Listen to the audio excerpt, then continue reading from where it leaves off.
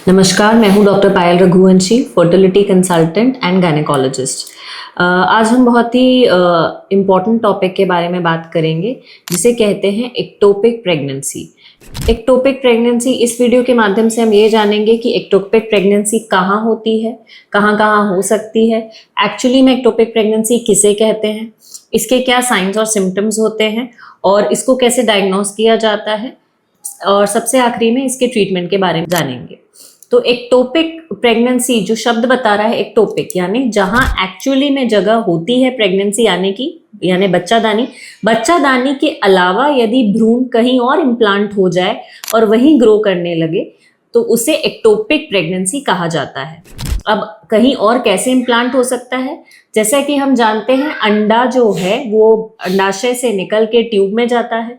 Sperms जो हैं बच्चादानी के थ्रू ट्रैवल करते हुए अंडे के पास ट्यूब में जाके मिलते हैं। तो जो फर्टिलाइजेशन होता है वो ट्यूब में होता है। जब कभी ट्यूब में ही ये बच्चा ग्रो करने लगे और वहीं पे बढ़ने लगे, बच्चादानी में ना आए, तो ये इसे एक्टोपिक प्रेगनेंसी कहा जाता है। एक्टोपिक प्रेगनेंसी सबसे कॉमनली ट्यूब में होती है। ट्यूब में भी जो एम्पुलरी, इस्थमो एम्पुलरी पार्ट होता है उसमें कॉमन होती है। तो ये बहुत जल्दी रप्चर हो सकती है क्योंकि उसको ट्यूब में ग्रो करने की जगह नहीं है। बच्चा सिर्फ बच्चादानी में ही ग्रो कर सकता है। इसके अलावा ट्यूब के अलावा अब्डोमेन में यानी पेट में और कहीं भी प्रेगनेंसी पाई जा सकती है, हालांकि ये बहुत रेयर होती है। तीसरा स्थान होता है ओवरी, कभी कभी ओवेरियन प्रेगनेंसी भी हो सकती है। चौथा स्थान होता है स्कार एक्टोपिक, यानी कि जो पहला सिजेरियन का स्कार है, जो चीरा बच्चादानी में पहले बच्चे के समय लगा है, सिजेरियन के समय लगा है, कभी कभी बच्चा वहां भी इम्प्लांट हो सकता है।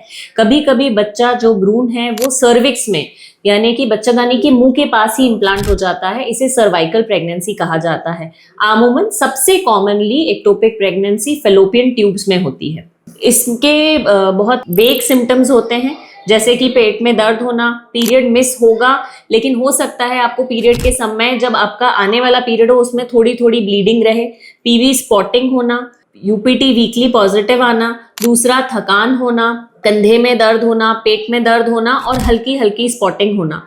तो जब भी इसको टेस्ट करने के लिए सबसे इम्पॉर्टेंट यही होता है, जैसे ही आपका आने वाला पीरियड मिस होता है उसके ठीक 1 हफ्ते या 2 हफ्ते के बीच में आपको अपना सोनोग्राफी करवाना ही है, स्पेशली प्रेगनेंसी लोकेट करवाने के लिए। ऐसा नहीं सोचना है कि हम 1 महीने बाद सोनोग्राफी में चेक करेंगे कि हम प्रेगनेंसी आई है कि नहीं आई है।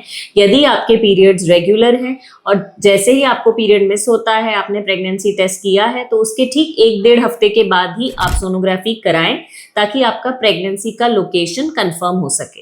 सबसे पहली सोनोग्राफी जनरली सिर्फ इसीलिए की जाती है ताकि प्रेगनेंसी का लोकेशन डिसाइड हो सके और ये चेक किया जा सके कि जो प्रेगनेंसी आई है वो बच्चादानी में ही आई है। कभी कभी एक्टोपिक प्रेगनेंसी एक जानलेवा कंडीशन भी हो सकती है। क्योंकि यदि प्रेगनेंसी ट्यूब में रुकी है तो वो क्योंकि वहां ज्यादा जगह नहीं है एम्ब्रियो को ग्रो करने के लिए, तो ट्यूब रप्चर हो सकती है। रप्चर होने के बाद पेट में खून जमा हो सकता है, पेशेंट बेहोश हो सकते हैं, और यदि इसका सही तरीके से सही टाइम पे इलाज नहीं किया गया तो ये जानलेवा साबित हो सकती है क्योंकि अंदर बहुत ज्यादा ब्लीडिंग हो जाती है। अब हम इसके ट्रीटमेंट पे आए तो यदि एक्टोपिक प्रेगनेंसी के 2 तरीके के ट्रीटमेंट हो सकते हैं। एक होता है मेडिकल मैनेजमेंट, एक होता है सर्जिकल मैनेजमेंट। कभी कभी एक्टोपिक प्रेगनेंसी मेडिकली भी मैनेज की जा सकती है, बट सही कंडीशन जब आपके डॉक्टर से आप क्लिनिकली उनको दिखाएंगे वो मेडिकल मैनेजमेंट तभी कर सकते हैं।